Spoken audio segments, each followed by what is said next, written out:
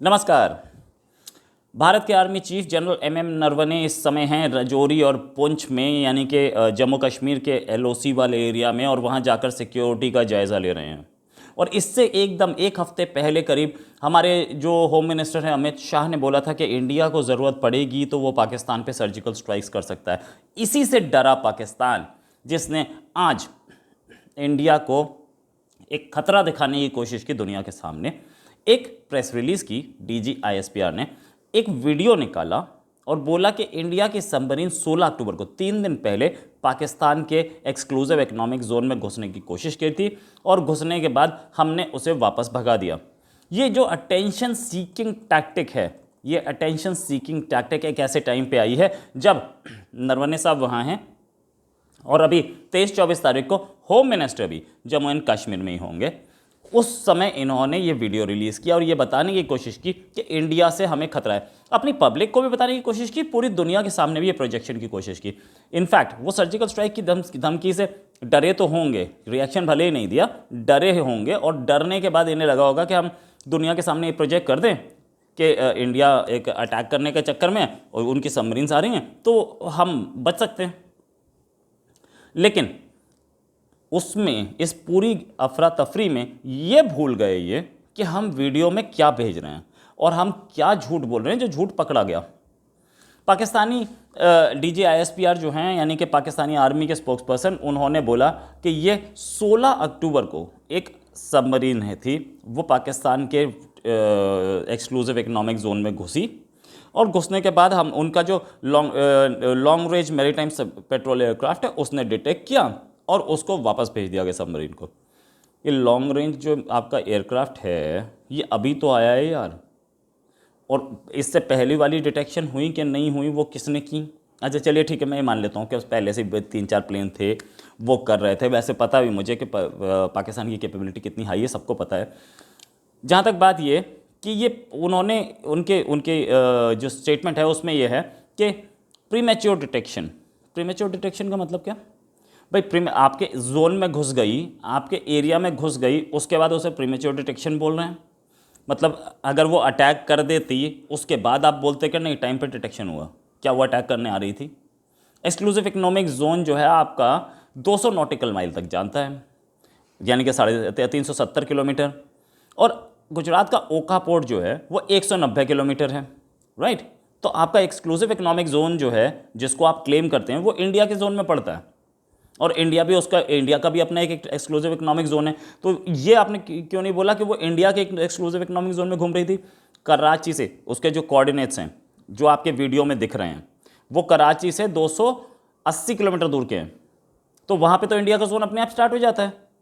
तो आप ये बताने की पहली चीज़ तो आपका ये वीडियो जो है ये भी बिल्कुल फर्जी टाइप लग रहा है। फर्जी टाइप इसलिए लग रहा है कि 3 अटैक्स आपने क्लेम किए, 3 में से एक का 3 इंक्लूजन्स आपने क्लेम किए, उसमें से एक का वीडियो दिया, बाकी 2 का वीडियो कहाँ भाई? बाकी 2 का भी आपको रिलीज़ करना चाहिए था। पहली चीज़ तो ये कि बाकी 2 को आपने उसी टाइम क्यों नहीं बोला?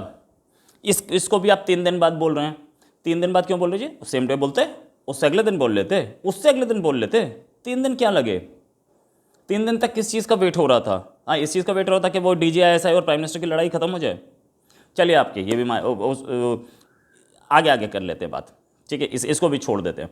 बाकी 2 का वीडियो कहाँ है जी? बाकी 2 का वीडियो कहाँ है? बाकी 2 का वीडियो आपने रिलीज़ क्यों नहीं किया? जब आप क्लेम कर रहे हैं तो बाकी 2 का भी करना चाहिए था आपको, आपने नहीं किया। क्यों नहीं किया? क्योंकि था ही नहीं आपके पास कोई वीडियो। ये वीडियो एक झूठ का पता नहीं कहाँ से निकाल के लाए, हो सकता है पाकिस्तानी सबमरीन ही हो, उसी को दिखा दिया हो आपने, राइट? जहाँ तक बात ये, इंडिया ने तो अभी तक कोई रिएक्शन दिया नहीं। इंडिया अगर बोल भी देगा कि ऐसी कोई सबमरीन, तो आप तो एक चूरन चटाते हैं कि झूठ बोलता है इंडिया हमेशा, तो ये झूठी था एक और, है ना? और दूसरे बाकी 2 का कोई वीडियो नहीं था। अब जो वीडियो है, इस वीडियो में ही एक बात बहुत क्लियर है, वीडियो देखने से दिख रहा है सबमरीन जो है पानी की सतह पर तैरती दिख रही है। उसका जब चल रही है तो उसका वेव्स बनती दिख रही है चलने से।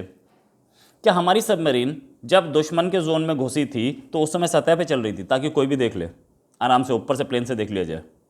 हालांकि आपके प्लेन जो है एडवांस्ड है, वो पानी के नीचे भी देख सकते हैं, लेकिन इसमें जब वो चल रही है तो उसके चलने से वेव्स बनती दिख रही हैं वीडियो में।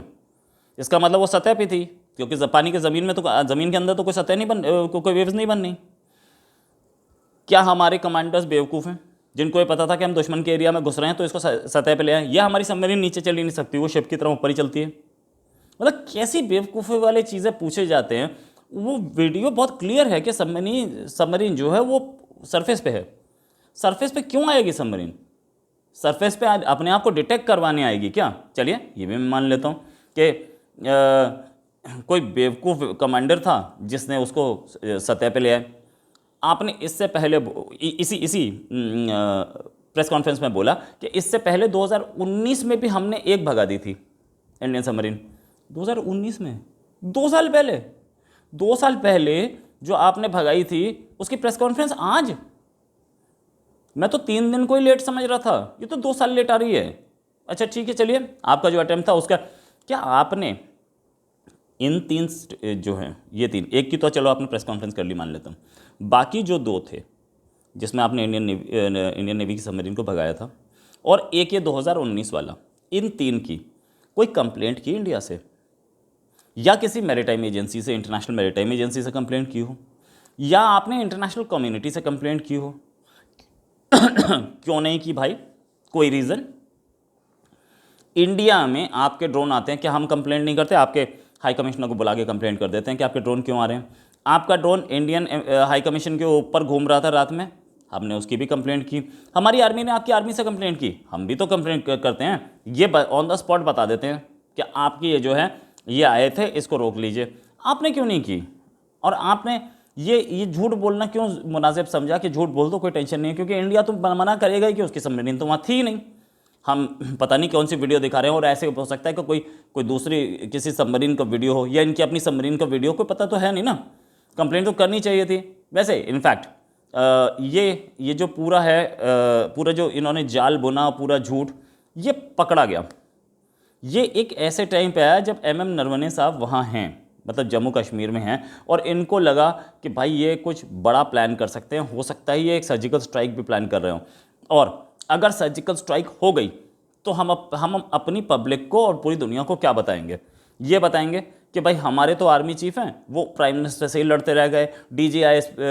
DGISPR या के जो स्टेटमेंट दे रहे थे या उन्होंने जो एक प्रेस रिलीज निकाली थी कि DGISI चेंज किया, उस पर प्राइम मिनिस्टर्स ऑफिस अड़ गया और दोनों के दोनों प्राइम मिनिस्टर और हमारे आर्मी चीफ भिड़ गए आपस में। ये दोनों आपस में ही लड़ते रह गए और वहाँ से इंडिया अटैक करके भाग गया, इंडिया सर्जिकल स्ट्राइक कर गया। तो इन्हें लगा डर, और उस डर के बाद इन्होंने एक झूठ बुना, और वो झूठ बुनने के बाद एक पता नहीं कौन सा वीडियो निकाला, उस वीडियो को दुनिया के सामने दिखा दिया, जो कि अपने आप में ही झूठा सा दिख रहा है। और दिखाने के बाद उसके बाद इन्होंने बोला कि देखो इंडिया जो है ना अटैक करता है, इंडिया जो है ना वो हमारे लिए खतरा है। अब इससे ये इंटरनेशनल कम्युनिटी का अटेंशन गेन करने की कोशिश कर रहे हैं या अपने ही लोगों को बता रहे हैं, अपने ही लोगों को ये बता रहे हैं कि नहीं आप हमारे आर्मी चीफ को कुछ मत बोलिए, वो भले ही सत्ता के लालची हों या वो कंट्री की कुर्सी से कितना छोड़ रहे हों या वो कंट्री को अपनी बपौती समझ रहे हों, ट्रांसफ़र पोस्टिंग्स में वो इमरान खान से भिड़े हों, लेकिन देखो खतरा कहाँ है। उस खतरे से बचने के लिए आपको ये आदमी, जिसके अपने लोगों के पापा जॉन्स के आउटलेट्स हैं, जिसके अपने लोग पैसा कमा रहे हैं, और वो प्राइम मिनिस्टर का जो प्रेरोगेटिव है, जो काम प्राइम मिनिस्टर करता है वो काम वो खुद कर रहा है, तो भी ये आदमी ज़रूरी है क्योंकि आपको सुरक्षा चाहिए। और हमारे झूठ को आप विश्वास कीजिए, प्लीज़ आर्मी चीफ को सपोर्ट कीजिए। इसी के साथ एक और खबर के साथ फिर मिलेंगे। नमस्कार, जय हिंद।